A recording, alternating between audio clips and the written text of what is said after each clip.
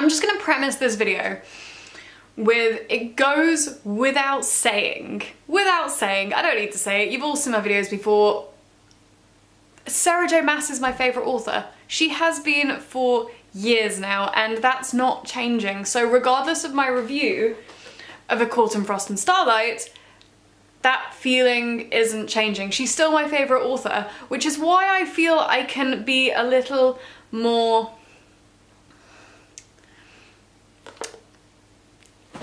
very straight with you, I think, on this book. Very, very, very straight with you, because I loved A Court in Frost and Starlight because I love Sarah J Maas and because I love her characters, not because I love this book, which will make more sense to you as we go further on, I promise. So I'm hoping this will be quite a quick video, mainly because it is about 27 degrees outside right now in London. I am really, really, really excited to go and sit in my garden and read The Smoke Thieves by Sally Green, and but I felt I had to do this review for you because it's nearly been out a week, guys. A Court in Frost and Starlight has nearly been out a week and I haven't reviewed it for you yet. And I was waiting for it for like a year, so it's about time that I discussed it. I will be spoiler free at the start. I'm going to go into spoilers quite quickly, however I will tell you as soon as that is going to happen and then you can switch off, so do stick around for a little bit. A Court in Frost and Starlight, to give you the background, is the 4th book in the series of A Court of Thorns and Roses by Sarah J Maas. I don't know why I'm telling you that, you better know that already, otherwise you need to go and watch a lot of other videos and basically go and pick up A Court of Thorns and Roses, which is like the best thing ever. Anyway, long story short, this is the 4th book. It's more of like a really short novella type thing. It's not a full book, as you will have seen. I don't know who else let out a cry of pain as soon as they saw this book on Instagram, on Bloomsbury's page on Instagram or Twitter, and you saw how small it was. I did not know it was going to be this small, and I don't think Sarah J Maas has ever written anything quite so short. And that is number 1 on my list of complaints on a book that I rated 5 out of 5. So no matter what I say, guys, I still rate this 5 out of 5. I still adored it. I still tore through it in a matter of probably about 3 hours. It was amazing. However, I'm gonna be very fair and probably a little unfair actually. I think I'm verging on unfair on the comments I'm about to make on this book. I think I am. So, unspoiler bit, so no spoilers. This is basically after the big war with Hybern has happened. They're all living back the Night Court and they're trying to get on with daily life, trying to rebuild Valaris and trying to make a happy family again. But then obviously there is still troubles going on. I mean, Tamlin's still alive, so there's always going to be issues that you're having. But this book is more about the relationships. It's more about getting back to normality after like 3 books worth of danger. It's all about day-to-day lives, which was lovely to see. However, the book is also written from lots of different perspectives. So we have Thea, Rhys, Cassian, and more that we get perspectives from in this book, which was both really good and really bad. I loved, sorry, I'm just seeing how sunburnt my nose is. I just walked all the way up to the shop and I have no makeup on to film this video because it's really hot outside, so I didn't realise my nose was so burnt. Anyway, so this book is from the perspective of Thea, Rhys, Cassian and more.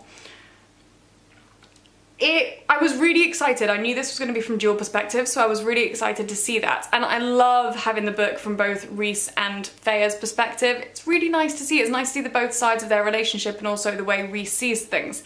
However, Cassian and more, I didn't love it, and this is probably partially because Cassian and more aren't characters that I particularly love. I mean, I love Cassian more than I love Nesta, for example, but still I don't really want to see Cassian's point of view. It was helpful in getting a little bit of backstory to the Illyrians and sort of the trials and tribulations that they go through. That was really good. But, and if it was any other book, I'd be saying that I absolutely adored these sections because I did really like seeing it from Cassian's point of view, but it just wasn't what I was there for. I was there for Thea and Rhys, as per usual. That is why I read the books. They're great. but without maybe Cassian during an actual battle. That would be really great to see. I would love to see a chapter which is like in the middle of a huge battle and he's fighting and he's using his siphons, and that would be really good. But I'm just not sure. I don't like day-to-day Cassian. It felt a little bit too much, too emotional, and I don't like seeing that side of him, I don't think. Anyway, so basically it's about the day-to-day and the winter solstice, and they're all getting together, and it's sort of like, it's a really happy time of year, but obviously there is the darker side of that and the fallback from the war. That is basically the end of my spoiler-free section, guys, because I've got nothing more to say on that. We done? Cool? You're gone? Awesome. Okay, spoiler section.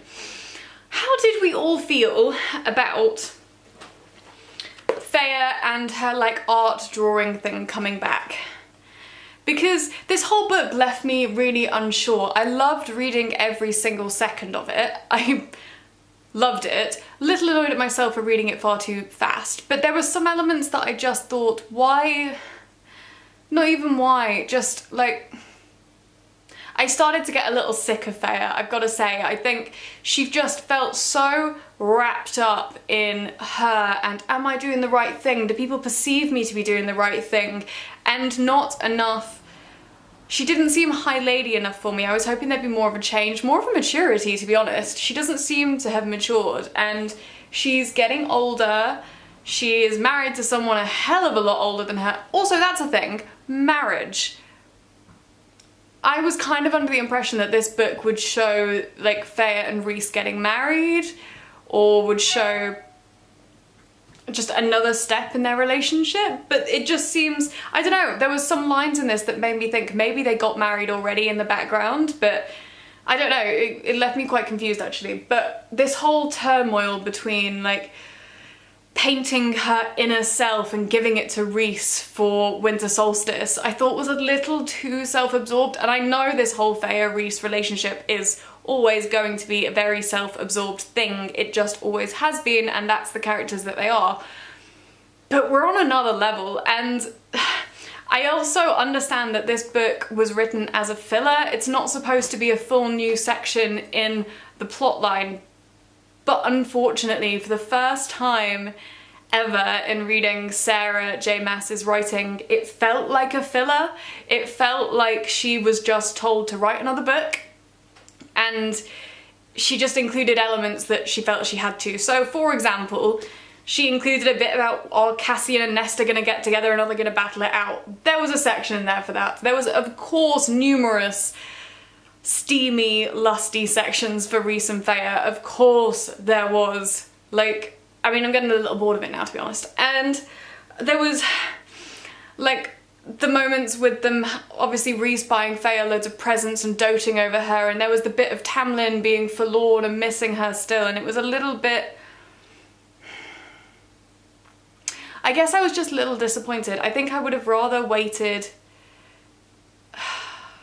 In fact, disappointed isn't the word. I'm really torn because I loved reading this book. I loved the story, but only because I loved the characters. But actually, when we look at the story and when we look at what actually went on in this book, nothing happened. And I kind of would have rather waited another year and Sarah writes a whole proper book with an actual storyline than get a little bit of filler which kind of it's just a bit like nothing. I don't know. I'm sure you'll feel the same. Like, I mean, I would like to know either way if you feel the same or not. Obviously, as normal, comment below, guys. But I don't know. And there was also elements in this, and I can't remember the specific lines, but there were a few lines that Rhys said that felt like they were trying to get, you know, the iconic lines like to the stars who listen and the dreams that are answered. It felt like they were trying to place specific lines to become iconic lines of the ACOTAR series, you know? Like when you forcefully try and place things to make them, This is why this video is so difficult for me, because I absolutely adored the book, but at the same time I didn't, and I was a little bit let down, and it's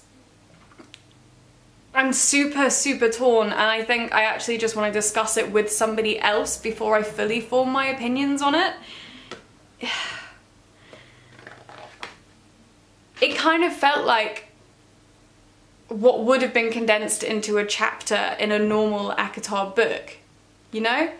But it still felt like something that I had to read. It's really, there are no words for it, so I guess I'm really not going to discuss it any more than that, I suppose. That is all I wanted to say. Getting to 12 minutes into this video, and it kind of feels like a bit of a pointless one for you guys. I haven't really said an awful lot. But I guess I'm just so unsure. And I just don't know what to think. Which is rare for me, because usually, you know, I know exactly what I want to think. But no, in this situation I'm really, really baffled, I think. Just musing. But at the same time, I still gave this 5 out of 5 and would read it again in a heartbeat. So, like, go figure. I don't know what I want to think about it, and I just know that you should read it and then discuss it with me, because I'm, yeah, a little bit lost for words, I guess. And on that note, I'm going to go outside and enjoy the sunshine and pour myself a nice big cider and relax. And you should do the same too. And I will speak to you on Wednesday, I reckon. Wednesday. Bye, guys.